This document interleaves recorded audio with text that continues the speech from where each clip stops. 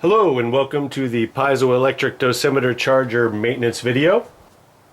The charger really requires very little maintenance if it's stored in an area free of dust and high humidity, and should give you trouble-free operation for years to come. If you begin to have trouble with the fiber of the dosimeter drifting one way or another while you're charging a dosimeter, you'll have to clean the contact, as that's the most likely culprit. If you begin to have trouble with the fiber of the dosimeter drifting while you're charging your dosimeter, just use a Q-tip with a little denatured alcohol on the contact, which is located here. Be sure to remove any corrosion or dirt that's on the contact, but make sure that you don't pool any of that denatured alcohol up on the contact. Clean it as if you would an ordinary piece of glass. Any denatured alcohol pooled up on the contact could potentially mar the end window of your dosimeter and make it a little harder to read. So just use a can of air.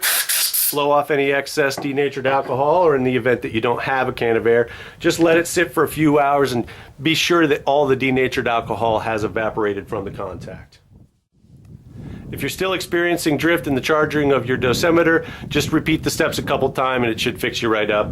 If you have any questions, please feel free to contact us at seintl.com/support. Thanks so much for checking out our charger maintenance video. Have a great day.